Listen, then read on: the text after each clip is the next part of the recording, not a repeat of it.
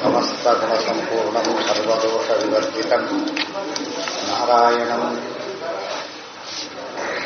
ಲಕ್ಷ್ಮೀನಾರಾಯಣಂ ವಂದೇ ಭಕ್ತಾಭೀಷ್ಟಫಲಪ್ರದಂ. ನಾನು ಯಶ್ಯತ್ಕಾದ್ಯುಚ್ಛಿತೋ ವಿಷ್ಣುರಿತಿ ಅಯುಕ್ತ ಅದೇನ ತದ್ಧರ್ಮಸ್ಯ ಅಮೃತಹೇತು ಜ್ಞಾನರೂಪ ಪರವಿದ್ಯಾ ವಿಷಯತ್ವಸ್ಯ ತಮೇವೈಕಂ ಜಾನಥ ಆತ್ಮಾನಂ ಅನ್ಯಾವಾಚೋ ವಿಮುಂಚಥ ಅಮೃತಶೇಷ ಸೇತುಃ ಇತಿ ಆಥರ್ವಣ ಏವ ಉತ್ತರತ್ರ ಯಸ್ಮಿನ್ ದ್ಯೌಃ ಇತಿ ಪೂರ್ವವಾಕ್ಯೋಕ್ತ ದ್ಯೂಭೂ ಆದಿ ಆಧಾರೆ ಶ್ರವಣಾತ್ ತಸ್ಯ ಚ ಆಕಾಶ ಏವ ತದೋತಂಚ ಪ್ರೋತಂಚ ಇತಿ ವಾಯುನಾ ವೈ ಗೌತಮ ಸೂತ್ರೇಣಾಯಂ ಚ ಲೋಕಃ ಪರಶ್ಚ ಲೋಕಃ ಇತಿ ರುದ್ರೋ ವಾವ ಲೋಕಾಧಾರಃ ಇತಿ ಸಮಾಖ್ಯಾಭಿಃ ಪ್ರಕೃತಿ ವಾಯು ರುದ್ರಾಣಾಂ ಬಹುಧಾ ಜಾಯಮಾನಃ ಇತಿ ಉತ್ತರವಾಕ್ಯೆ ಶ್ರುತ ಜಾಯಮಾನತ್ವಲಿಂಗೇನ ಜೀವಸ್ಯ ಚ ಪ್ರಾಪ್ತತ್ವಾತ್ ಸಮಾಖ್ಯಾದಿಸ್ಥ ರುದ್ರಾದಿಶಬ್ದಾನಾಂ ರುದ್ರಾದಾವೇವ ರೂಢತ್ವಾತ್ ಪ್ರಾಚೀನೋಪಿ ತೇಷಾಂ ಅನ್ಯತಮೋ ನ ವಿಷ್ಣುರಿತ್ಯತಃ ಪ್ರಾಪ್ತಂ ದ್ಯೋಭೂ ಆದಿ ಆಯತನಂ ಸಶಬ್ದಾತ್ ಇತ್ಯಾದಿ ಸೂತ್ರ ಸಪ್ತಕಂ 7 ಸೂತ್ರ ಅದಕ್ಕುತ್ತರ. ತದರ್ಥಂ ಭಾಷತೆ ಸರ್ವಾಶ್ರಯೈತಿ. ನಾನು ಏನು ಹೇಳಿದ್ರಿ ನೀವು? ದೃಶ್ಯತ್ವಾದ್ಯುಜ್ಜಿತ ವಿಷ್ಣು ಅಂತ ಹೇಳಿದ್ರಿ ಇಷ್ಟೊತ್ತು. ಇತಿ ಅಯುಕ್ತಂ, ಅದು ಸರಿಯಲ್ಲ. ಯಾತಕ್ಕೆ? ತದ್ಧರ್ಮಸ್ಯ ಅಮೃತ ಹೇತು ಜ್ಞಾನ ರೂಪಪರ ವಿದ್ಯಾ ವಿಷಯತ್ವಸ್ಯ. ವಿಷ್ಣುವಿನ ವಿಶಿಷ್ಟ ಧರ್ಮ ಯಾವುದು? ಇಲ್ಲಿ ಹೇಳ್ತಾರೆ ದೃಶ್ಯತ್ವಾದಿ ಉಜ್ಜಿತರಾದವನ ಲಕ್ಷಣ ಏನು ಅಂದರೆ ಅಮೃತ ಹೇತು ಜ್ಞಾನ ರೂಪ ಪರವಿದ್ಯಾ ವಿಷಯತ್ವಸ್ಯ. ಅಮೃತ ಹೇತು ಮೋಕ್ಷಕ್ಕೆ ಸಾಧನವಾಗತಕ್ಕಂತಹ ಜ್ಞಾನರೂಪದ ಪರವಿದ್ಯಾ ವಿಷಯತ್ವಸ್ಯ, ಪರವಿದ್ಯಾ ವಿಷಯವಾಗಿ ಆ ವ್ಯಕ್ತಿ ಇದ್ದಾನೆ. ದೃಶ್ಯತ್ವಾದಿಗಳಿಂದ ಉಜ್ಜಿತನಾದವನು ಮೋಕ್ಷವನ್ನು ಕೊಡತಕ್ಕಂತಹ, ಗೊತ್ತಾಯ್ತಾ, ಜ್ಞಾನಕ್ಕೆ ವಿಷಯನಾದಂತಹ ಪರವಿದ್ಯಾ ವಿಷಯನಾಗಿದ್ದಾನೆ ಅಂತ ಮುಂದೆ ಬಂದಿದೆ. ತಮೇವೈಕಂ ಜಾನಥ ಆತ್ಮಾನಂ ಅನ್ಯಾವಾಚೋ ವಿಮುಂಚಥ ಅಮೃತಶೇಷ ಸೇತುಃ. ತಂ ಏವ ಏಕಂ ಆತ್ಮಾನಂ ಜಾನಥ, ಆತ್ಮನೊಬ್ಬನ್ನೇ ತಿಳ್ಕೊಳ್ಳಿ. ಅನ್ಯಾವಾಚೋ ವಿಮುಂಚಥ, ಬೇರೆ ಎಲ್ಲ ಮಾತು ಬಿಟ್ಟುಬಿಡಿ. ತದಲಂ ಬಹುಲೋಕ ವಿಚಿಂತನಯ ಪ್ರವಣಂ ಗುರುಮಾನಸಂ ಈಶವದೆ, ಅದೇ ಅರ್ಥ. ಅಮೃತಸ್ಯ ಏಷ ಸೇತು, ಯಾತಕ್ಕೆ? ಮೋಕ್ಷ ಕೊಡೋ ನೀವನೇ. ಟೆಕ್ಸ್ಟ್ ಬುಕ್ ಬಿಟ್ಟು ಬೇರೆ ಓದಿದರೆ ಹೇಗಂತ ಬಿಟ್ಟುಬಿಡು ಅಂತ ಹೇಳ್ತಾರೋ ಹಾಗೆ ಮೋಕ್ಷ ಕೊಡಬೇಕು. ಪಾಸ್ ಆಗಲಿಕ್ಕೆ ಅದು ಬೇಕು, ಮೋಕ್ಷ ಕೊಡಲಿಕ್ಕೆ ದೇವರು ಬೇಕು. ಅದು ಯಾರು ಅಂದರೆ ಅದೃಶ್ಯತ್ವಾದಿ ಗುಣಗಳನ್ನು ಹೊಂದಿದವನು. ಇತ್ಯಾಥರ್ವಣೇ ಇವ ಉತ್ತರತ್ರ ಯಸ್ಮಿನ್ ದ್ಯೌಃ ಇತಿ ಪೂರ್ವವಾಕ್ಯೋಕ್ತ ದ್ಯೂಭು ಆದಿ ಆಧಾರೆ ಶ್ರವಣ. ಎಲ್ಲಿದೆ ಆ ಗುಣ? ಯಸ್ಮಿನ್ ದ್ಯೌಃ ಇತಿ ಪೂರ್ವವಾಕ್ಯೋಕ್ತ ದ್ಯೂಭು ಆದಿ ಆಧಾರೆ ಶ್ರವಣ. ಅದೃಶ್ಯತ್ವಾದಿ ಗುಣಗಳನ್ನು ಅಥವಾ ದೃಶ್ಯತ್ವಾದಿ ರಹಿತವಾದ ದೃಶ್ಯತ್ವಾದಿ ಗುಣಗಳ ರಹಿತನಾದವನು ಯಾರು ಅಂದರೆ ಅವನು ಮೋಕ್ಷ ಕೊಡೋನು. ಮೋಕ್ಷ ಕೊಡೋನು ಯಾರು ಅಂದರೆ ಎಲ್ಲಿದ್ದಾನೆ ಅಂದರೆ ಯಸ್ಮಿನ್ ದ್ಯೌಹು, ದ್ಯೂ ಮೊದಲಾದ ಎಲ್ಲಕ್ಕೂ ಆಧಾರಭೂತರಾಗಿದ್ದಾನೆ. ದ್ಯೂ ಮತ್ತು ಮೊದಲಾದ ಎಲ್ಲದಕ್ಕೂ ಆಧಾರಭೂತರಾಗಿದ್ದಾನೆ ಅಂತ ಅಲ್ಲಿ ಬಂತು. ಅವನು ಯಾರು ಹಾಗಿದ್ರೆ? ದ್ಯೂ ಮೊದಲಾದ ಆಧಾರಭೂತರಾದವನು ಯಾರು? ಆಕಾಶ ಏವ ತದೋತಂಚ ಪ್ರೋತಂಚ, ಎಲ್ಲದಕ್ಕೂ ಆಧಾರವಾಗಿರೋದು ಆಕಾಶ ಅಂತ ಒಂದು ಕಡೆ ಬಂತು. ಇನ್ನೊಂದು ಕಡೆಗೆ ವಾಯುನಾ ವೈ ಗೌತಮ ಸೂತ್ರೇಣ ಅಯಂಚ ಲೋಕ ಪರಶ್ಚ ಲೋಕಃ. ನೋಡು ಗೌತಮ, ವಾಯುದು ಸೂತ್ರ, ಆ ಸೂತ್ರದಿಂದನೇ ಎಲ್ಲಾ ಲೋಕ ಉಳ್ಕೊಂಡಿದೆ ಅಂತ ಅಲ್ಲಿ ಬಂತು.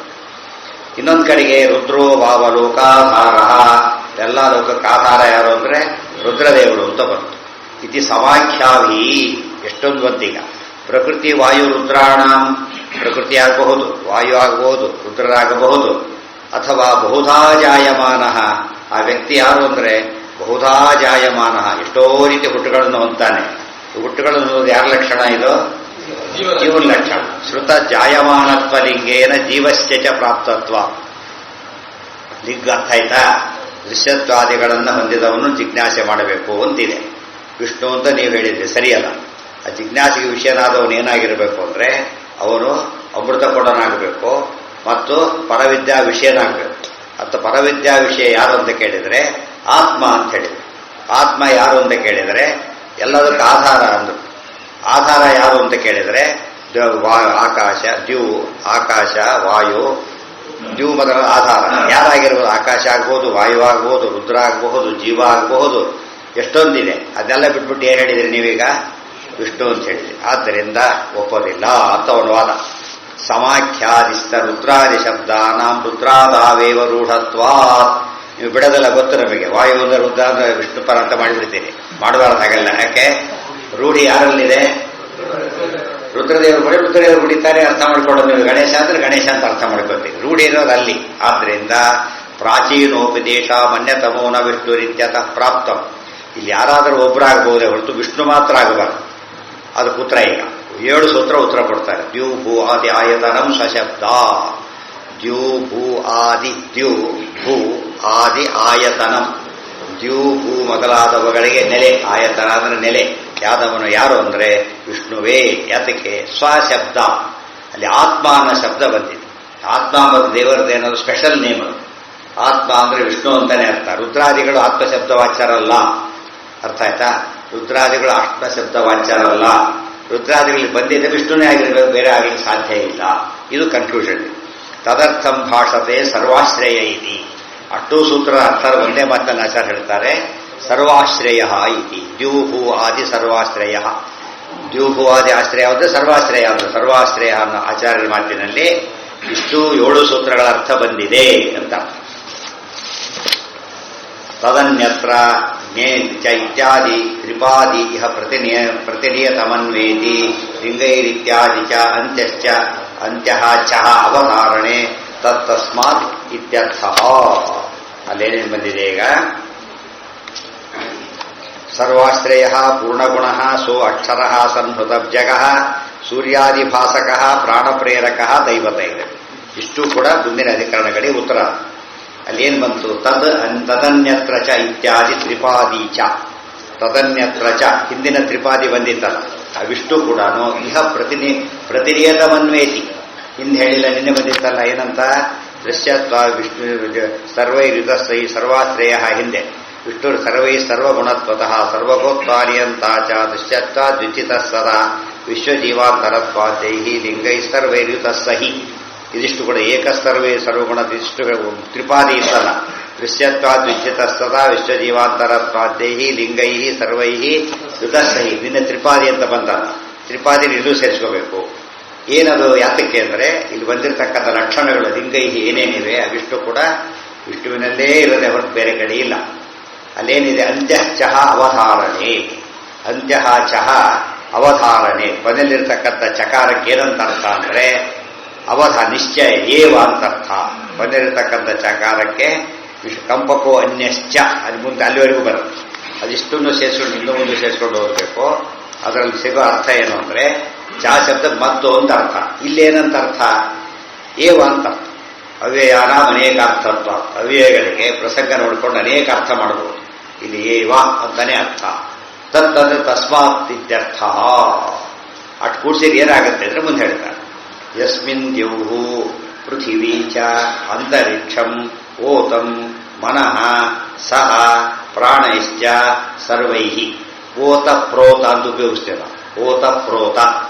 ಓತ ಪ್ರೋತ ಅಂದ್ರೇನು? ಈ ಪಟಗಳಲ್ಲಿ ತಂತಗಳು ಓತಪ್ರೋತವಾಗಿವೆ ಅಂದ್ರೆ ಅಡ್ಡ ಉದ್ದ. ಹೀಗೆ ನೋಡಿದ್ರು ಆಶ್ರಯ, ಹಾಗೆ ನೋಡಿದ್ರು ಆಶ್ರಯ. ದೇವರಲ್ಲಿ ಎಲ್ಲವೂ ಕೂಡ ಓತವಾಗಿದೆ ಅಂದ್ರೆ ಆಧರಿಸಿ ಇವೆ. ಆಶ್ರಯವನ್ನ ವಿಷ್ಣು ಎಲ್ಲರಿಗೂ ಕೊಡ್ತಾ ಇದ್ದಾನೆ. ಯಾರ್ಯಾರಿಗೆ? ದ್ಯೌಹು ಪೃಥಿವಿ ಅಂತರಿಕ್ಷಂ ಮನಃ ಪ್ರಾಣೈ ಸರ್ವೈ. ಏನೇನಿದೆ ಅವಿಷ್ಟಕ್ಕೂ ಆಧಾರ ಯಾರು? ವಿಷ್ಣುವೇ. ಇತಿ ವಾಕ್ಯೋಕ್ತೋ ದ್ಯೂಹೋವಾದಿ ಸರ್ವಾಶ್ರಯ ಸಹ ಪ್ರಾಗುಕ್ತಃ ವಿಷ್ಣಾವೇವ. ವಿಷ್ಣಾವೇವೋತಾಶ್ಚೈತಿ ಶ್ರುತೋ ಪ್ರಸಿದ್ಧೋ ವಾ ಏಕೋ ಜನಾರ್ದನಃ. ತಸ್ಮಾತ್ ಯಸ್ಮಿನ್ ತಮೇವೈಕಂ ಇತ್ಯಾದಿಭಿಃ ತದನ್ಯತ್ರ ವಾಚಕೈಃ ಶ್ರುತ್ಯಾದಿನ ಅನ್ಯವಾಚಕತಯಾಪಿ ಪ್ರತೀತೈಃ ಸರ್ವೈಃ ಏಕೋ ಜನಾರ್ದನ ಏವ ಮುಚ್ಯತೋ ವಾಚ್ಯಃ. ವಿಷ್ಣಾವೇವ ಓತಾಶ್ಚ ಪ್ರೋತಾಶ್ಚ. ಆಚಾರ್ಯ ಭಾಷೆಯಲ್ಲಿ ಉಲ್ಲೇಖ ಮಾಡ್ತಾರೆ. ವಿಷ್ಣಾವೇವ ಓತಾಶ್ಚ ಪ್ರೋತಾಶ್ಚ ಭಾಷ್ಯೋಕ್ತ ಶ್ರುತಿ ಇತಿ ಶ್ರುತೌ ಎಂಬ ಶ್ರುತಿಯಲ್ಲಿ ಪ್ರಸಿದ್ಧೋವಾ, ಪ್ರಸಿದ್ಧರಾದವನು ಯಾರು ಅಂದರೆ ವಿಷ್ಣು ಒಬ್ಬ ಜನಾರ್ದನ. ಆದ್ದರಿಂದ ಅವನೇ ಆಧಾರ. ತಸ್ಮಾತ್, ಆದ್ದರಿಂದ ಯಸ್ಮಿನ್ ತಮೇವೈಕಂ ಇತ್ಯಾದಿ ಏನೇನು ಲಿಸ್ಟ್ ಕೊಟ್ರಲ್ಲ ಅವಿಷ್ಟು ಕೂಡ ತದನ್ಯತ್ರ ಚ ವಾಚಕೈ ಶ್ರುತ್ಯಾದಿನ ಅನ್ಯವಾಚಕತೆಯಾಪಿ ಪ್ರತೀತೈ ಮೇಲ್ನೋಟಕ್ಕೆ ರುದ್ರ ವಾಯು ಇತ್ಯಾದಿ ಅನ್ಯವಾಚಕ ಅಂತ ಪ್ರಸಿದ್ಧವಾಗಿರ್ತಕ್ಕಂಥ ಪದಗಳಿಂದ ಕೂಡ ಏಕೋ ಜನಾರ್ದನ ಏವ ಮುಖ್ಯತೋ ವಾಚ್ಯ. ಅಲ್ಲೂ ರುದ್ರ ಅಂದ್ರೆ ರುದ್ರೋ ಬಹುಶರ ಬಭ್ರುವು ಯಾರಂತ ಅರ್ಥ? ವಿಷ್ಣು ಅಂತಾನೆ ಅರ್ಥ. ಪ್ರತಿ ಎಲ್ಲದಕ್ಕೂ ವಿಷ್ಣು ಅಂತ ಅರ್ಥ. ಅದರಿಂದ ಸಮಸ್ಯೆ ಇಲ್ಲ. ನಾ ಪ್ರಕೃತ್ಯಾದಿ ಅನೇಕ ಪ್ರಕೃತಿ ಬದಲಾದ ಏನೇನು ಹೇಳಿದ್ರಲ್ಲ ಅವು ಯಾವುದೂ ವಾಚ್ಯವಲ್ಲ. ಮುಖ್ಯತಃ ವಿಷ್ಣುವೇ ವಾಚ್ಯ. ಕುತಃ ಸರ್ವಾಶ್ರಯೋ ವಿಷ್ಣು. ಯಾತಕ್ಕೆ ಸರ್ವಾಶ್ರಯ? ಸರ್ವಾಶ್ರಯತ್ವ ಅನ್ನೋದು ಬೇರೆ ಯಾರಲ್ಲೂ ಇಲ್ಲ. ಸರ್ವಾಶ್ರಯತ್ವ ಇರೋದು ಯಾರಲ್ಲಿ? ವಿಷ್ಣುವಿನಲ್ಲಿ ಮಾತ್ರ. ಲಿಂಗೈ ಸರ್ವೈರ್ಯುತ ಸಹಿ ಇತಿ ಲಿಂಗೈರಿತ್ಯುಪಲಕ್ಷಣ. ಲಿಂಗಹಿ ಎನ್ನುವ ಉಪಲಕ್ಷಣ. ಯಾಕೆ ಇನ್ನು ಏನೇನಿದೆ ಅದಿಷ್ಟು ತಗೋಬೇಕು ಅಂತ ಅರ್ಥ. ಜಾನಸ ಆತ್ಮಾನಂ ಇತ್ಯಾದಿನ ಉಕ್ತೈ ಆತ್ಮಶ್ರುತಿ ಹೇಯತ್ವ, ಆಮೇಲೆ ಅನುಕ್ತಿ ಅಹೇಯತ್ವ ಉಕ್ತಿ ಮುಕ್ತೋಪಸೃಪ್ಯತ್ವ ಆಮೇಲೆ ಆದಿ ಏತತ್ ಪ್ರಕರಣ ಸ್ಥಲಿಂಗೈ ಯುತತ್ವಾದಿತಿವ. ಜಾನಸ ಆತ್ಮಾನಂ ಇತ್ಯಾದಿನ ಉಕ್ತೈ ಏನೇನು ಹೇಳಿದರು? ಆತ್ಮ ಶ್ರುತಿ ತಮೈವೇಕಂ ಜಾನಸ ಆತ್ಮಾನಂ. ಆತ್ಮಾನ ಶ್ರುತಿ ಯಾರಿಗನ್ವಯ? ವಿಷ್ಣುವಿಗೆ. ಹೇಯತ್ವ ಅನುಕ್ತಿ, ಹೇಯತ್ವ ಅವಚನ, ಅವನು ಹೇಯನಲ್ಲ. ತಮೇವೇಕಂ ಜಾನಥ ಅನ್ಯಾವಾಚೋ ವಿಮುಂಜಥ. ಬೇರೆ ಮಾತನ್ನು ಬಿಟ್ಟುಬಿಡಿ ಅಂದರೆ, ಬಿಟ್ಬಿಡೋದು ಅಂದ್ರೇನು? ಹೇಯ. ಹೇಯ ಅಂದ್ರೇನು? ಹಾತುಂ ಯೋಗ್ಯಂ ಹೇಯಂ, ವಾಟ್ ಟು ಬಿ ರಿಜೆಕ್ಟೆಡ್ ಅಂತ. ವಿಷ್ಣುವನ್ನು ಎಲ್ಲೂ ಕೂಡ ಏನಂತ ಕರೆದಿಲ್ಲ, ಬಿಟ್ಬಿಡಿ ಅಂತ ಹೇಳೋದಿಲ್ಲ. ಉಳಿದೆಲ್ಲವೂ ಕೂಡ ವಿಷ್ಣುವಿನ ಮುಂದೆ ಏನವು? ಹೇಯ. ವಿಷ್ಣುವಿನ ಮುಂದೆ ಎಲ್ಲವೂ ಹೇಯ. ವಿಷ್ಣು ಮಾತ್ರ ಎಂದೂ ಕೂಡ ಅಹೇಯತ್ವೋಕ್ತಿ, ಹೇಯತ್ವ ಅನುಕ್ತಿ ಅಹೇಯತ್ವ ಉಕ್ತಿ. ವಿಷ್ಣುವನ್ನು ಎಂದೂ ಹೇಯ ಅಂತ ಹೇಳಲಿಲ್ಲ, ಅಹೇಯ ಅಂತ ಬೇರೆ ಸ್ಪಷ್ಟ ಹೇಳಿಬಿಟ್ಟಿದ್ದಾರೆ. ಮುಕ್ತೋಪಸೃಪ್ಯತ್ವಾದಿ ಏತತ್ ಪ್ರಕರಣಸ್ಥ. ಮುಕ್ತೋಪಸೃಪ್ಯತ್ವ ಬಂದಿದೆ. ಮುಕ್ತರಿಂದ ಹೊಂದಲ್ಪಡುವಿಕೆ ಅಂತಿದೆ. ಮುಕ್ತರಿಂದ ಹೊಂದಲ್ಪಡುವಿಕೆ ಅನ್ನೋ ಗುಣ ಯಾರಲ್ಲಿದೆ? ಈಗ ಸಮುದ್ರಗಳಿಗೆ, ನದಿಗಳಿಂದ ಹೊಂದಲ್ಪಡುವಿಕೆ ಅನ್ನೋ ಗುಣ ಎಲ್ಲಿದೆ? ಯಾಕೆ? ನದಿಗಳಲ್ಲಿಲ್ಲ, ಕೆರೆಗಳಲ್ಲಿ ಇಲ್ಲ. ಎಲ್ಲಿದೆ ಅದು? ಕೆರೆ ಎಷ್ಟೇ ದೊಡ್ಡದಿದ್ರು ನದಿ ಬಂದು ಸೇರೋದಿಲ್ಲ, ಅದಕ್ಕೆ ಸಮುದ್ರಕ್ಕೆ ಸೇರೋದು. ನದಿಗಳಿಂದ ಹೊಂದಲ್ಪಡುವಿಕೆ ಅನ್ನೋ ಗುಣ ಯಾರಲ್ಲಿರೋದು? ವಿಷ್ಣುವಿನಲ್ಲಿ. ಮುಕ್ತರಿಂದ ಹೊಂದಲ್ಪಡುವಿಕೆ ಎಂಬುದು ಯಾರಲ್ಲಿದೆ? ವಿಷ್ಣುವಿನಲ್ಲಿ. ಮುಕ್ತಾನಾಂ ಪರಮಾಗತಿ, ವಿಷ್ಣು ಸಹಸ್ರನಾಮ.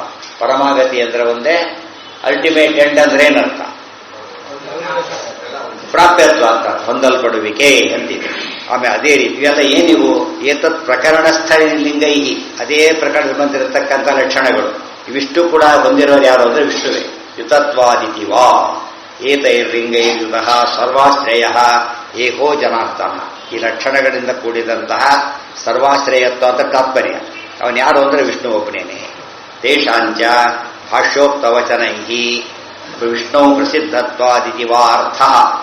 ನಾವು ರುದ್ರಾದಿಗಳಲ್ಲಿ ಪ್ರಸಿದ್ಧಿ ಇದೆ ಅಂತ ಕೇಳಿದ್ರೆ ವಿಷ್ಣುವಿನಲ್ಲೇ ಪ್ರಸಿದ್ಧಿ ಇದೆ ಅಂತ ಶ್ರುತಿ ಓದಿ ನಿನಗೆ ಗೊತ್ತಾಗುತ್ತೆ ಅಂತ ಹೇಳ್ತಾರೆ. ನಿನಗೆ ಗೊತ್ತಿರೋ ಲಿಮಿಟೆಡ್ ನಾಲೆಡ್ಜ್ ಏನು ತಿಳ್ಕೊಂಡೆ? ಪ್ರಸಿದ್ಧಿ ಅಂತ ಹೇಳಿ ನಿನಗೆ ಬಂದ ಪ್ರಸಿದ್ಧಿ ಅಲ್ಲ. ಎಲ್ಲಿ ಪ್ರಸಿದ್ಧಿ ಆಗಬೇಕದು? ಶಾಸ್ತ್ರದಲ್ಲಿ. ಶಾಸ್ತ್ರ ಶ್ರುತ್ಯಾದಿಗಳು. ಶ್ರುತ್ಯಾದಿಗಳಲ್ಲಿ ಸರ್ವಶಬ್ದವಾಚ್ಯತ್ವ ವಿಷ್ಣು ಪ್ರಸಿದ್ಧ ಹೊರತು ಅನ್ಯರಿಗೆ ಎಲ್ಲೂ ಬಂದಿಲ್ಲ. ಅದು ದೇಶಾಂಚ ಭಾಷ್ಯೋಕ್ತ ವಚನೈ ವಿಷ್ಣು ಪ್ರಸಿದ್ಧತ್ವಾದಿತಿವಾ ಅರ್ಥ. ಅದಿಷ್ಟು ಅರ್ಥನ ತಿಳ್ಕೋಬೇಕು. ಏವಂ ಅಗ್ರೇಪಿ ಯೋಜನಾದ್ವಯಂ ಬೋಧ್ಯಂ. ಈ ರೀತಿ ಮುಂದೆ ಕೂಡ ಎರಡು ರೀತಿಯ ಯೋಜನೆಗಳನ್ನು ತಿಳ್ಕೊಳ್ಬೇಕು. ಮೊದಲನೇದೇನೋ ಲಿಂಗೈಹಿ ಅಂತ ಒಂದು, ಇನ್ನೊಂದು ಅನ್ಯತ್ರ ಪ್ರಸಿದ್ಧವಾಗಿರ್ತಕ್ಕಂತಹ ಸರ್ವ ಶಬ್ದಗಳು, ಲಿಂಗಾತ್ಮಕ ಶಬ್ದಗಳಿದ್ದೇವೆ, ಎಲ್ಲವೂ ಕೂಡ ವಿಷ್ಣುವಾಚಕ ಅಂಥೇಳಿ ಆ ಪ್ರಕರಣಸ್ಥ ಲಿಂಗ ಮತ್ತು ಬೇರೆ ಬಂದಿರತಕ್ಕಂತಹ ವಿಷ್ಣುವಲ್ಲಿ ಮುಖ್ಯ ಪ್ರಸಿದ್ಧಿ ಹೇಳ್ತಕ್ಕಂಥ ಮಾತುಗಳು. ಎರಡನ್ನ ಜೋಡಿಸಿಕೊಂಡ್ರೆ ಯಾವ ಸಮಸ್ಯೆನೂ ಬರೋದಿಲ್ಲ ಅಂತ ಹೇಳಿ. ನಚ ಸಮಾಖ್ಯ ಶ್ರುತ್ಯಾದಿ ವಿರೋಧ ಇತ್ಯತೋಪಿ ತದನ್ಯತ್ರ ಚ ಇತಿ ಚ ಅವಧಾರಣೆ. ತದನ್ಯತ್ರ ಚ ವಾಚಕೈ ಅಂತಿದೆ, ಅಲ್ಲಿ ಚಕಾರ ಬಂತಲ್ಲ ಅದಕ್ಕೆ ಉತ್ತರ. ನಚ ಸಮಾಖ್ಯ ಶ್ರುತ್ಯಾದಿ ವಿರೋಧ ಇತ್ಯತೋಪಿ ತದನ್ಯತ್ರ ಚ ಇತಿ. ಹಾಗಿದ್ರೆ ವಾಯುನಾ ವೈ ಗೌತಮ ಇವೆಲ್ಲ ಹೇಳಿದ್ವಲ್ಲ ಅಂತ ಕೇಳಿದರೆ, ಆಕಾಶ ಓತಂಚ ಪ್ರೋತಂಚ ಹೇಳಿದ್ವಿ ಅಂದರೆ ಅದೆಲ್ಲ ಇದೇ ಅರ್ಥನೇ ಕೊಡೋದು. ಚಹ ಅವಧಾರಣೆ, ಅವುಗಳ ಅರ್ಥ ಕೂಡ ಆಕಾಶ ಅಂದ್ರೆ ವಿಷ್ಣುವೆ ಹಿಂದೆ ಹೇಳಿದ್ದಾರೆ, ಆಕಾಶಸ್ಥ ಲಿಂಗ ಹೇಳಿಯಾಗಿದೆ. ಆದ್ದರಿಂದ ಅವೆಲ್ಲ ಲಕ್ಷಣ ಯಾರಲ್ಲಿ ಕೊಡೋದು? ವಿಷ್ಣುವಿನಲ್ಲೇನೆ. ವಿಷ್ಣುನ್ಯವಾಚಕತೆಯ ಏವ ಪ್ರತೀತೈ ಸಮಾಖ್ಯ ಶ್ರುತ್ಯಾದಿಕತೈ ರುದ್ರ ಪಿನಾಕ್ಯಾದಿ ಸರ್ವಶಬ್ದೈ. ಅಲ್ಲೇನು ಬುದ್ಧಿವಂತಿಕೆ ಮಾಡಿದ್ದವನು? ಅಲ್ಲಿ ಬರೀ ರುದ್ರ ಅಂತಿಲ್ಲ, ಪಿನಾಕಿ ಅಂತಿದೆ, ಗೊತ್ತಾಯ್ತಾ? 3 ಕಣ್ಣಿದೆ ಅಂತ ಹೇಳಿದ್ದಾರೆ ಅಂತ ಕೇಳಿದರೆ ಎಲ್ಲ ವಿಷ್ಣುವಿಗೆ ಆ ವಿಷ್ಣು ಕೂಡ. ಪಿನಾಕ ಗಿನಾಕ ಶಬ್ದಕ್ಕೆ ಅನೇಕ ಅರ್ಥಗಳಿದೆ. ಅದು ಶ್ರುತಿ, ಅದು ಶ್ರುತಿ ಹೇಳ್ಬೇಕಾದ್ರೆ ಶ್ರುತಿಯ ಟರ್ಮಿನಾಲಜಿ ಗೊತ್ತಿರಬೇಕೆ ಹೊರತು ನೀನೇನೋ ತಿಳ್ಕೊಂಡು ನೋಡ್ಲಿಕ್ಕೆ ಬರೋ ಸರಿಯಲ್ಲ ಅಂತೇಳಿ ತಿಳಿಸಿದ್ದಾರೆ. ರುದ್ರ, ಪಿನಾಕಿ ಮೊದಲಾದ ಸರ್ವ ಶಬ್ದಗಳಿಂದ ಕೂಡ ವಿಷಯ ವಾಕ್ಯಸ್ಥ. ವಿಷಯ ವಾಕ್ಯಸ್ಥ ಅಂದ್ರೇನೋ, ಯಾವ ವಿಷಯ ಇಲ್ಲಿ ಡಿಸ್ಕಷನ್ ತಗೊಂಡಿದ್ದೇವೋ ಆ ವಾಕ್ಯದಲ್ಲೂ ಕೂಡ, ಗೊತ್ತಾಯ್ತಾ? ಏನಂತಿದೆ ಇಲ್ಲಿ? ಜಾಯಮಾನಾದಿ ಶಬ್ದ ರೇಖೋ ಅಂತ ಬಹುಧಾ ವಿಜಾಯತ ಬಂತಲ್ಲ, ಅದೊಂದು ಸಮಸ್ಯೆ. ಭಾರಿ ಹುಟ್ಟುತ್ತಾನೆ ಅಂತ ಕೇಳಿದ್ರೆ ನಮ್ಮಂತೆ ಅಲ್ಲ, ಪ್ರಾದುರ್ಭಾವ ಹೊಂತಾನೆ ಅಂತ ಅರ್ಥ. ಒಬ್ಬೇ ಪರಮಾತ್ಮ ಎಷ್ಟು ರೂಪ ತಗೊಳ್ತಾನೆ? ಅನಂತ ರೂಪ. ಅದನ್ನೇನು ದೊಡ್ಡ ಅಪಾರ್ಥ ಮಾಡ್ಕೊಳ್ಳೋ ಕಾರಣ ಇದೆ ನೀನೀಗ. ಅನಂತ ರೂಪ ಅಂತ ಅಲ್ಲಿದ್ರೆ ನಮ್ಮಂತೆ ಅನಂತ ಹುಟ್ಟು ಅಂತ ಅರ್ಥ ಮಾಡ್ಕೋಬೇಕು, ಅದು ಸರಿಯಲ್ಲ. ಜನಾರ್ದನ ಏವ ಮುಖ್ಯತೋ ಮಹಾಯೋಗ ಪೌರಾಣಿಕ ರೂಢಿಭ್ಯಾಂ ವಾಚ್ಯೋ ಹಿ ಯಥೋ ಅತಃ ಇತ್ಯರ್ಥ. ಅಲ್ಲಿ ಆಚಾರ್ಯ ಕೋಟ್ ಮಾಡಿದ್ರು. ರುಜಂ ದ್ರಾವೈತೆ ಯಸ್ಮಾತ್ ರುದ್ರಸ್ತಸ್ಮಾತ್ ಜನಾರ್ದನ ಅಂತ ಹೇಳ್ತಾ ಯೋಗ ವೃತ್ತಿಯಿಂದ ಎಲ್ಲಾ ಶಬ್ದಗಳು ಕೂಡ ವಿಷ್ಣುವಾಚಕ. ಮುಂದೆ ತಗೊಂಡಾಗ ಲಿಂಗಗಳೆಲ್ಲ ಇದ್ದೇ ಇದೆ. ಅಲ್ಟಿಮೇಟ್ ಆಗಿ ವಿದ್ವದ್ರೂಢಿಯಲ್ಲಿ ಎಲ್ಲವೂ ವಿಷ್ಣುವಾಚಕ ಅಂತ ತಿಳಿಸಿದ್ರು. ರುಜಂ ದ್ರಾವಯತೆ ಯಸ್ಮಾತ್ ರುದ್ರ ತಸ್ಮಾತ್ ಜನಾರ್ದನ ಇತಿ ಸ್ಮೃತಿ ಸೂಚನೇನ ಮಹಾಯೋಗ ಪೌರಾಣಿಕ ರೂಢಿಭ್ಯಾಂ. ಒಂದು ಮೊದಲನೇದಾಗಿ ಮುಖ್ಯ ವೃತ್ತಿಯಲ್ಲಿ ಮಹಾಯೋಗ ವೃತ್ತಿ. ಪೌರಾಣಿಕ ರೂಢಿ ಅಂದರೆ ವಿದ್ವದ್ ರೂಢಿ. ಪೌರಾಣಿಕ ರೂಢಿ ಅಂದ್ರೇನು? ಪುರಾಣಗಳಲ್ಲಿ ಬಂದಿರತಕ್ಕಂಥ ರೂಢಿ. ಜನಗಳಲ್ಲಿ ರೂಢಿ ಬಂದರೆ ಬರೀ ರೂಢಿ, ಜನಗಳಿಗೆ ಗೊತ್ತಿರೋದು ಕಾಮನ್ ಸೆನ್ಸಿನ ಅರ್ಥ. ಪುರಾಣದಲ್ಲಿ ಬಂದರೆ ಪೌರಾಣಿಕ ರೂಢಿ ಅದು. ವಿದ್ವಾಂಸರು ಹೇಳಿದಾಗ ವಿದ್ವದ್ ರೂಢಿ ಅದು. ಆದರೆ ವಿದ್ವದ್ ರೂಢಿ, ಪೌರಾಣಿಕ ರೂಢಿ ಅಂತಿರುತ್ತೆ. ಪುರಾಣಿಕರ ವಿದ್ವಾಂಸರು. ಮಹಾಯೋಗ ಯೋಗ ವೃತ್ತಿ ಅಂದ್ರೇನು? ಶ್ರೀಮಂತ, ಶ್ರೀ ಇದ್ದವರು ಶ್ರೀಮಂತ, ಇದು ಯೋಗ ವೃತ್ತಿ. ಆದರೆ ಸಾಕ್ಷಾತ್ ಮಹಾಲಕ್ಷ್ಮೀನೇರು ಮಹಾಯೋಗ, ಸ್ವಲ್ಪ ಅಲ್ಲ, ಲಕ್ಷ ಇರೋನು ಶ್ರೀಮಂತ, ದಶಕೋಟಿ ಇರೋನು ಭಾರಿ ಶ್ರೀಮಂತ. ಅಂದ್ರೆ ಮಹಾಯೋಗ. ಯಾವ್ಯಾವ ಗುಣಗಳಿದ್ದೀವಿ, ಎಷ್ಟಿರಬೇಕೋ ಸ್ವಲ್ಪ ಇದ್ಬಿಟ್ರೆ ಹೆಸರು ಬಂದೋಯ್ತು ಅದಕ್ಕೆ. ಆದರೆ 100 ಅಬ್ಸಲ್ಯೂಟ್ ಬಂದ್ಬಿಟ್ಟಾಗ ಮ್ಯಾಕ್ಸಿಮಮ್, ಅದು ಮಹಾಯೋಗ ಅಂದ್ರೆ. ಸ್ವಲ್ಪ ಯೋಗ ಬೇರೆ, ಮಹಾಯೋಗ ಬೇರೆ. ಮಹಾಯೋಗ ಪೌರಾಣಿಕ ರೂಢಿಭ್ಯಾಂ ವಾಚ್ಯೋ ಹಿ ಯಥೋ ಅತಃ ಇತ್ಯರ್ಥ. ಆ ಕಾರಣದಿಂದ ವಿಷ್ಣುವೇ ವಾಚ್ಯನಾಗಿದ್ದಾನೆ ಅಂತ ಅರ್ಥ. ಇವೆಲ್ಲ ಧರ್ಮಗಳ ತಲೆ ಗಟ್ಟಿಗೆ ಕೊಡ್ಬೇಕದು. ರೂಢಿ, ವಿದ್ವದ್ ರೂಢಿ, ಪೌರಾಣಿಕ ರೂಢಿ, ಆಮೇಲೆ ಶ್ರುತಿ, ಲಿಂಗ, ಸಮಾಖ್ಯ ಇತ್ಯಾದಿ ಪದಗಳೆಲ್ಲ ತಕ್ಷಣ ಅರ್ಥ ಆಗ್ತಾ ಹೋದ್ರೆ ಆಗದು ಸ್ವಾರಸ್ಯ ಗೊತ್ತಾಗುತ್ತೆ. ಸವಿಷ್ಣು ರೀತಿ ವರ್ತಮಾನೇಪಿ ಜನಾರ್ದನ ಇತ್ಯುಕ್ತಿ ರುಜಂ ದಾವಯತೆ ಯಸ್ಮಾತ್ ರುದ್ರಸ್ತಸ್ಮಾತ್ ಜನಾರ್ದನ. ಪೌರಾಣಿಕ ರೂಢಿ ಪುರಾಣಗಳಲ್ಲಿ ಸ್ಪಷ್ಟ ಹೇಳ್ಬಿಟ್ಟಿದ್ದಾರೆ. ಬ್ರಹ್ಮಾಂಡ ಪುರಾಣದ ವಾಕ್ಯ ಅಂತ ಕೋಟ್ ಮಾಡ್ತಾರೆ ಮುಂದೆ. ಇತಿ ಸ್ಮೃತಿ ಸೂಚನೇನ ಮಹಾಯೋಗ ಪೌರಾಣಿಕ ರೂಢಿಭ್ಯಾಂ ರುದ್ರಾದಿ ಶಬ್ದಾನಾಂ ಹರವು ಮುಖ್ಯತ್ವ ಸೂಚನಾಯ. ರುದ್ರಾದಿಗಳಲ್ಲಿ ಮುಖ್ಯ, ವಿಷ್ಣುವಿನಲ್ಲಿ ಅಮುಖ್ಯ ಅಲ್ಲ. ವಿಷ್ಣುವಿನಲ್ಲೇ ಮುಖ್ಯ, ರುದ್ರಾದಿಗಳಲ್ಲೇ ಅಮುಖ್ಯ ಅಂತ ಹೇಳಿ. ತಥಾ ನ ಜಾಯತೆ ಅರ್ಧಯತಿ ಚ ಸಂಸಾರಮಿತಿ ಜನಾರ್ದನಃ ಇತ್ಯಾದಿ ಗೀತಾಭಾಷ್ಯೋಕ್ತ ದಿಶಾ ಜನಪದೇನ ಅಜತ್ವೋಕ್ತ್ಯ ಅಜಾಯಮಾನೋ ಬಹುಧಾ ವಿಜಾಯತ ಇತಿ ಶುಚಿಸೂಚನೇನ ಪ್ರಾದುರ್ಭಾವಜನೇಃ. ಪ್ರಾದುರ್ಭಾವ ರೂಪ ಹುಟ್ಟೆ ಹೊರತು ದೇವರದು ನಮ್ಮಂತೆ ರಕ್ತ ಮಾಂಸಗಳ ಪ್ರಾಕೃತ ದೇಹದ ಹುಟ್ಟಲ್ಲ. ಅಮೃತ ಸೇತು ಪದೋಕ್ತ ಮುಕ್ತೋಪಸುಪ್ಯತ್ವಶ್ಚ ಚ ಸೂಚನಾಯ. ಅಮೃತ ಶೇಷ ಸೇತು ಅಂದ್ರೆ ಮೋಕ್ಷಕ್ಕೆ ಹಾದಿಯವರು, ಮೋಕ್ಷ ಕೊಡುವವನವನು, ಮುಕ್ತರಿಗೆ ಗತಿಯವನು ಅಂತ ಅರ್ಥ. ಅದಕ್ಕೆ ಮುಕ್ತೋಪಸುಪ್ಯತ್ವ ಅಂತ ಹೆಸರು. ತಥಾ ಜುಷ್ಟಂ ಯದಾ ಪಶ್ಯತಿ ಅನ್ಯಮೀಶಂ ಅಸ್ಯ ಮಹಿಮಾನಮಿತಿ ವೀತಶೋಕಃ ಇತಿ. ಮುಂದೆ ಜೀವ ಅಂತ ಅರ್ಥ ಮಾಡಬಾರ್ದು. ಅದಕ್ಕೆ ಅನ್ಯಮೀಶಂ, ಜೀವನಿಂದ ಬೇರೆಯಾದ ಈಶ ಅಂತ ಹೇಳಿದ್ರಿಂದ ಜೀವ ಪ್ರಸಕ್ತಿ ಇಲ್ಲ. ಜೀವಾದನ್ಯಂ ಜ್ಞಾತ್ವಾ ಮುಚ್ಯತೆ. ದೇವರನ್ನ ನೋಡಿ, ಅಹಂ ಬ್ರಹ್ಮಾಸ್ಮಿ, ನಾನೇ ದೇವರು ಅಂತ ತಿಳ್ಕೊಂಡ್ರೆ ಮುಕ್ತನಾಗ್ತೆ ಅಂತ ಹೇಳಿಲ್ಲ. ಜೀವಾದನ್ಯಂ ಜ್ಞಾತ್ವಾ ಮುಚ್ಯತೆ. ಜೀವರಿಂದ ದೇವರು ಏನಾಗಿದ್ದಾನೆ? ಅನ್ಯನಾಗಿದ್ದಾನೆ ತಿಳ್ಕೊಂಡ್ರೆ ಮಾತ್ರ ಮುಕ್ತಿ ಆಗುತ್ತೆ. ಇತಿ ಸ್ಮೃತ್ಯುಕ್ತ ದಿಶಾ ಭೇದಜ್ಞಾನಿನಃ ಸಂಸಾರಾರ್ಥಕತ್ವ ಮುಕ್ತ್ಯ. ಭೇದಜ್ಞಾನಿಗೆ ಸಂಸಾರ ಅರ್ಥಕತ್ವ ಮುಕ್ತ್ಯ. ಭೇದಜ್ಞಾನಿಗೆ ಮಾತ್ರವೇ ಸಂಸಾರ ಕಳ್ಕೊಳ್ತಕ್ಕಂತಹ ಯೋಗ್ಯತೆ ಬರುತ್ತೆ. ಭೇದ ವ್ಯಪದೇಶ ಸೂಚನೇನ ನಾತ್ರ ಜೀವೇಶ ಅಭೇದ. ನಾತ್ರ ಜೀವೇಶ ಅಭೇದ. ಜೀವ ಈಶ್ವರಿಗೆ ಅಭೇದ ಇಲ್ಲಿ ಬಂದಿಲ್ಲ, ತಿರ್ಕೋರ್ ಭೇದನೇ ಬಂದಿದೆ ಅಂತ ಅದನ್ನು ಹೇಳಿದರು. ಪ್ರಕೃತಿಯಾದಿಗಳು ವಾಚ್ಯರಲ್ಲ ಅಂತ ಹೇಳಿ ಆಯಿತು. ಬರೀ ಜೀವ ಆಗಬಹುದಲ್ಲ ಅಂತ ಕಾರಣ ಕೊಟ್ಟಿದ್ದ. ಬಹುಧಾ ವಿಜಾಯತ ಅಂತೇಳಿ ಅದಕ್ಕೆ ಉತ್ತರ ಕೊಟ್ಟು ಹಿಂದಿನ ವಾಕ್ಯ ಬಿಟ್ಟ ಕೊಡ್ಬೇಕಾರೆ ಅವನು ಅಜಾಯಮಾನ ಬಹುಧಾ ವಿಜಾಯತ, ನಿಜವಾಗ್ಲೂ ಹುಟ್ಟೋದಿಲ್ಲ, ಪ್ರಾದುರ್ಭೂತ ಅಲ್ಲೇ ಇದೆ, ತನ್ನ ಬೇಕಾದ ಮಾತ್ರ ತಗೊಂಡು ಓದಿದ್ದಾನೆ. ಪೂರ್ತಿ ಓದಿದಾಗ ಅಲ್ಲಿ ಕನ್ಫ್ಯೂಷನ್ನೇ ಇಲ್ಲ. ಏಕ ಇತ್ಯನೇಕ ಅತ್ಯನೇಕ ಕೋಟಿ ಪೂರ್ವಪಕ್ಷ ನಿರಾಸಾಯ, ಏಕ ಇತಿ ಅನೇಕ ಕೋಟಿಕ ಪೂರ್ವಪಕ್ಷ ನಿರಾಸಾಯ. ಏಕ ಅಂತ ಯಾತಕ್ಕೆ ಹೇಳಿದ್ರು ಅಂದರೆ ಅನೇಕ ಕೋಟಿಗಳಿವೆ, ಯಾವ್ಯಾವುದು ರುದ್ರ ಇತ್ಯಾದಿಗಳು, ಅವೆಲ್ಲ ಹೊಂದಿರತಕ್ಕಂಥ ಪೂರ್ವಪಕ್ಷಕ್ಕೆ ಉತ್ತರ ಕೊಡೋದಕ್ಕೋಸ್ಕರ ಅಲ್ಲಿ ಅನೇಕ ಇತಿಯನ್ನು ಏಕ ಇತಿ, ಏಕ ಅಂತ ಹೇಳಿದ್ರಿಂದ ರುದ್ರ ತಗೊಳ್ಳಿ ಇವನೇ, ವಾಯು ತಗೊಳ್ಳಿ ಇವನೇ, ಆಕಾಶ ತಗೊಳ್ಳಿ ಇವನೇ ಅಂತೇಳಿ ವಿಷ್ಣುವದಲ್ಲೇ ಸಮನ್ವಯ ಮಾಡೋದ ಕಾಮ ಅಂತ ಹೇಳಿದರು. ಅದಿಷ್ಟು ಒಂದು ಘಟ್ಟ. ನಾನು ಅಥಾಪಿ ಪೂರ್ಣಾನಂದೋ ಬಿಟ್ಟು ಉತ್ತಮ ಬೇರೆ ವಿಷಯ ಅದು ಮುಗಿತಾಗಿ ಆ ಅಧಿಕರಣ ಮುಗೀತು. 7 ಸೂತ್ರಗಳ ಅಧಿಕರಣ ಮುಗಿದು ಅದರಲ್ಲಿ ಒಟ್ಟು ಏನಂತ ತೀರ್ಮಾನ ಆಯಿತು, ದ್ಯೂಹು ಆದಿಗಳಿಗೆ ಆಶ್ರಯನಾದವನು ವಿಷ್ಣುವೇ ಅಂತ ತೀರ್ಮಾನ. ಇವೆಲ್ಲ ಗಟ್ಟಿ ಮಾಡ್ಕೊತ ಹೋಗ್ಬೇಕು. ಒಬ್ಬೊಬ್ಬರಿಗೆ ಒಂದೊಂದು ಸಾಮಾನ್ಯ, ಬೇರೆಯವರಿಗೆಲ್ಲ ಅಧಿಕಾರ ಒಂದು ಲಿಮಿಟೆಡ್ ಆಗಿರೋದು. ಆದರೆ ದೇವರ ಅಧಿಕಾರ ಒಂದೊಂದಕ್ಕೂ ಅಬ್ಸಲ್ಯೂಟು, ಎಲ್ಲದಕ್ಕೂ ಅಬ್ಸಲ್ಯೂಟ್. ಮತ್ತೆ ಹೈಯೆಸ್ಟ್ ಇದ್ದಾನು ಆಫೀಸರ್, ಆಫೀಸ್ಗೆ ಹೈಯೆಸ್ಟ್ ಅವನೇ, ಬೇರೆದಕ್ಕೆ ಏನೋ ಸಂಬಂಧಪಟ್ಟಿಲ್ಲ. ಆದರೆ ಮಧ್ಯೆ ಮುಖ್ಯಮಂತ್ರಿ ಪ್ರಧಾನಮಂತ್ರಿಗಳು ಯಾವುದಕ್ಕೆ ಸೇರ್ತಾರೆ, ಎಲ್ಲದಕ್ಕೂ ಆಧಿಪತ್ಯ. ದೇವರು ಯಾರೋ ಸರ್ವೋತ್ತಮನಾದ್ರಿಂದ ಪ್ರತಿಯೊಂದಕ್ಕೂ ಮುಖ್ಯ ಅವನೇ, ಎಲ್ಲದಕ್ಕೂ ಮುಖ್ಯ ಅವನೇ. ಮತ್ತೆ ಇವರು ಒಂದು ಅದಕ್ಕೆ ಮಾತ್ರ ಮುಖ್ಯ, ಲಿಮಿಟೆಡ್ ಸೆನ್ಸ್ ಅಂತ ಮತ್ತೆ ಮುಖ್ಯತ್ವ ಕೂಡ ಅವ್ರು ಹೇಳಿದರೆ ಅಂತ ಅಲ್ಲಿ ಮುಖ್ಯತ್ವ. ಕೊಡಲ್ಪಟ್ಟ ಮುಖ್ಯತ್ವ ಬೇರೆ, ಇರೋ ಮುಖ್ಯತ್ವ ಬೇರೆ. ಕೊಡಲ್ಪಟ್ಟದ್ದು ಅಂದರೆ ಎಕ್ಸ್ಟರ್ನಲ್, ಇನ್ನೊಬ್ಬರ ಅಧೀನ. ಇರೋದು ಅಂದರೆ ತನ್ನಲ್ಲೇ. ಪೇಂಟ್ ಹೊಡೆದ್ರೆ ಬರೋದು ಎಕ್ಸ್ಟರ್ನಲ್, ತಾನೇ ಬೆಳೆಯಿದ್ರೆ ಅದು ನ್ಯಾಚುರಲ್. ಸೊ ನ್ಯಾಚುರಲ್ ಸರ್ವಾಶ್ರಯತ್ವ ವಿಷ್ಣುವಿಗೆ ಮಾತ್ರ ಇರೋದು. ಪೂರ್ಣಾಶ್ರಯ ಸರ್ವಾಶ್ರಯ ಎಲ್ಲ ವಿಷ್ಣುವೇ. ನಾನು ಅಥಾಪಿ ಪೂರ್ಣಾನಂದೋ ವಿದ್ಯುರಿತೆಯುಕ್ತಂ ಛಾಂದೋಹಿ ಸಪ್ತಮೇ ಯೋ ವೈ ಭೂಮಾ ತತ್ ಸುಖಂ ಇತಿ ಭೂಮಶಬ್ದಿತಸ್ಯ ನಿರುಪಪದ ಸುಖಪದೇನ ಪೂರ್ಣಸುಖತ್ವ ಉಕ್ತೇ ಭೂಮ್ನಶ್ಚ. ಅಲ್ಲಿ ಹೇಳ್ತಾರೆ ಪೂರ್ಣಾನಂದ ಅಂತರಖವತ್ ಅಂತ ಹೇಳಿದ್ರಿ. ವಿಷ್ಣು ಪೂರ್ಣಾನಂದನಲ್ಲ. ಪೂರ್ಣಾನಂದ ಯಾರು ಅಂದರೆ ಪ್ರಾಣ ಅಂತಿದ್ದಾನೆ, ಅವನೇ ಪೂರ್ಣಾನಂದ ಅಂತಿದೆ. ಅದಕ್ಕೆ ಈತಲ್ಲ. ಪ್ರಾಣನ ಪೂರ್ಣಾನಂದ ಒಪ್ಕೊಂಡ್ರೆ ಸಾಕಲ್ಲ, ಹಣೆ ಬರ. ಯಾಕೆ ವಾಯುದೇವ್ರ ಜೀವತ್ವ ಒಪ್ಕೊಂಡಾಗಾಯ್ತ.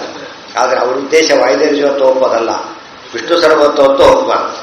ಅದಕ್ಕೆ ವಾಕ್ಯ ಹೇಳಿದ್ದಾರೆ, ಅವ್ರು ಉತ್ತರ ಕೊಡ್ತಾರೆ. ಅದು ನಾನೇ, ಅದು ಭೂಮಾಧಿಕಾರ.